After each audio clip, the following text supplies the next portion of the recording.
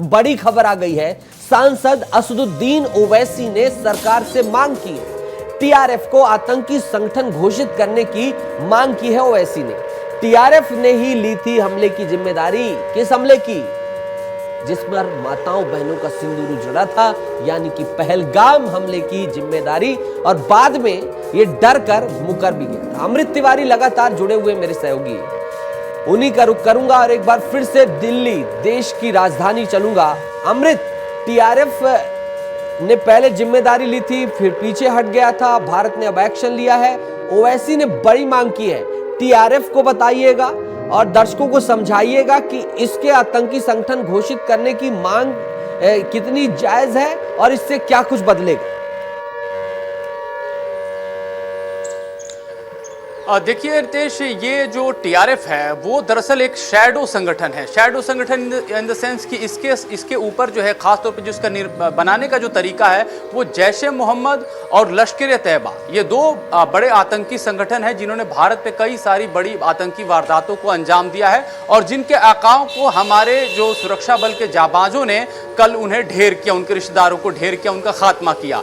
उन्हीं के जो है एक नई उन्होंने एक संगठन खड़ा किया, वो भी इंटरनेशनल दुनिया को झांसा देने के लिए, क्योंकि ये दोनों संगठन जो है अंतर्राष्ट्रीय स्तर पे बैन है। अब इन्होंने दिया कि देखिए एक नया संगठन है द रजिस्टर्ड फ्रंट, इसमें कोई जैश मोहम्मद मुजाहिद इस तरह के शब्दों का इस्तेमाल नहीं है, धार्मिक एंगल नहीं रखा है, रेजिस्टेंस रखा है कि भाई ये क्रांतिकारी लोग हैं। इस तरह का उसने एक फिजा कायम करने की कोशिश की। टीआरएफ ने भी लगातार इस तरह से जो है हमले करता रहा। उसके साथ लोकल इंटेलिजेंस, जिसको कहा जाए तो ओजी ग्रुप, जो ओवर ग्राउंड जो इनके ग्रुप हैं वो जो काम करते सक्रिय होते हैं, ओजीडब्ल्यू, उनके साथ मिलकर के कई सारे इन्होंने अपने अंजाम दिया आतंकी वारदातों को। ओवैसी कह रहे हैं कि समय यही है कि इस संगठन को न सिर्फ जो है इसके खिलाफ कार्रवाई हो बल्कि अंतर्राष्ट्रीय बिरादरी में इसे भी बैन कराया जाए। वो कह रहे हैं कि इसके हवाले से इसको जो खाद पानी मिल रहा है पाकिस्तान की तरफ से, पाकिस्तान को भी जो तमाम जितने भी आर्थिक मामले हैं उसमें इसे ग्रे लिस्ट में डाला जाए, यानी कि एफएटीए में ग्रे लिस्ट में डाला जाए। ये ओवैसी ने इस सर्वदलीय बैठक में यह बात उठाई है। और सर्वदलीय बैठक की एक अहम बात यह भी है नितेश, जो कि हम ब्रेक से पहले बात कर रहे थे, विस्तार न्यूज ने अपने दर्शकों को जानकारी दी। हमने यही बताया कि देखिए ऑपरेशन सिंदूर अभी खत्म नहीं हुआ है। इस बैठक में भी यही बात की गई। जब नेता बाहर आए हैं तो उन्होंने कहा है कि हम इस पे ज्यादा कुछ नहीं कहेंगे क्योंकि ऑपरेशन अभी ये जारी है। इसका मतलब साफ है कि भारत अभी पूरी तरह से अपने आप को वॉर जोन में समझते हुए अपनी पूरी तैयारियों से मुस्तैद है।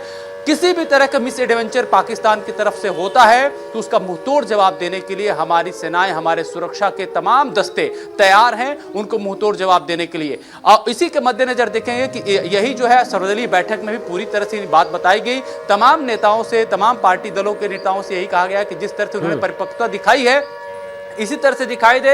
और सभी दलों ने एक सुर में कहा है कि वह सरकार के साथ है, सरकार के फैसले के साथ है, क्योंकि अंदरूनी राजनीति दीगर बात है, लेकिन जब बाहरी आक्रमण की बात है, अच्छी बात है। और ये जो आप समझा रहे थे बेहद महत्वपूर्ण जानकारी है। इसीलिए कहता हूं विस्तार न्यूज देखा करिए।